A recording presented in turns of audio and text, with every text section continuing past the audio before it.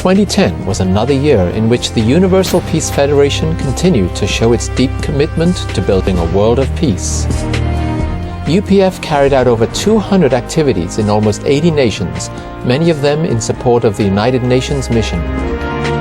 Through its global network of individuals and organizations, the Universal Peace Federation is dedicated to building the culture of peace. UPF has been bringing together people from all walks of life, building partnerships for peace.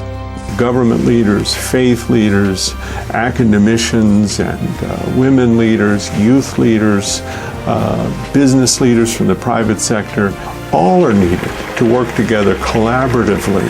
With the Universal Peace Federation, which is the able UN, which lifts up faith in God, we will accomplish our goals. International leadership conferences held in over 20 nations inspired prominent figures with the founder's vision of one family under God. We are sharing the best value that different nations and different continents has about family, about our life, about religion. I'm particularly encouraged by Reverend Moon's focus on strengthening the family as the school of love and the cornerstone of peace. Legacy of Peace events were held around the world to honor men and women who had devoted their lives to peace and to mark their passing into the afterlife. The first of these was held at the United Nations following the passing of General Alexander Haig.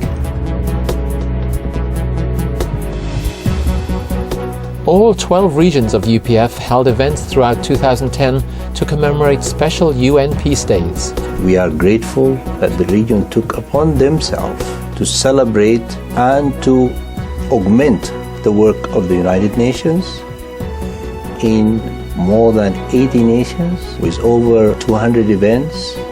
One such event was Women's Day, held in 10 countries, including one at the United Nations in New York City. The ambassador of Sri Lanka and the ambassador from Iraq shared some very important, significant improvements for women's situation in their country. You see women from Africa, from Asia, from Europe, the United States, from all over the world coming together, having the same goal, the same ideas that we can make a difference. Humanitarian work was carried out by UPF chapters throughout the world, including relief efforts in Haiti and Pakistan. An exciting event was held in New York to mark Africa Day, which also celebrated the 50th anniversary of independence for 17 African nations. The program was attended by all the ambassadors from the African Union and their wives, together with many officials from the United Nations, including the Secretary General, who gave congratulatory remarks. I thank you very much, Universal Peace Federation, on this very happy Africa Day.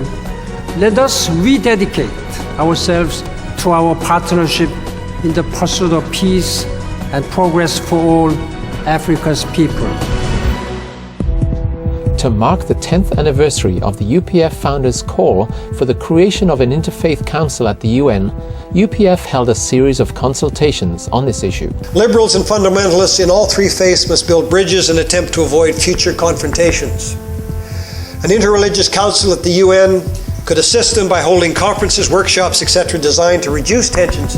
We gathered in various nations around the world, experts in the field of religion and diplomacy, to reflect upon Reverend Moon's initial proposal, also examining the good steps forward that have been taken at the UN with a series of resolutions that are gradually building toward the establishment of an Interreligious Council within the United Nations system. Under the guidance and vision of its international chairman, UPF continues to pursue its interfaith work. A tour to visit sacred sites around the world was launched, with particular emphasis on the Middle East. Interaction with religious leaders is very full of love and heart and a desire to inherit the rich tradition and to cooperate, collaborate into doing something great. A series of world assemblies gathered delegates to further promote an interfaith presence at the UN. 194 nations have decided to gather here to reach at solutions that are going to give the world peace. I worked in the UN for more than 30 years. To see such a large effort from the grassroots to support the UN, I feel that to reach peace, it is possible in my lifetime.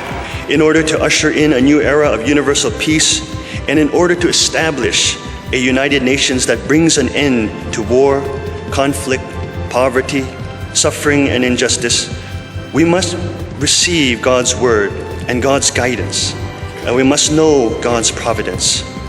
That is why we gather here tonight at this World Assembly. UPF's founder appealed to all present to continue striving for peace and unity in their nations.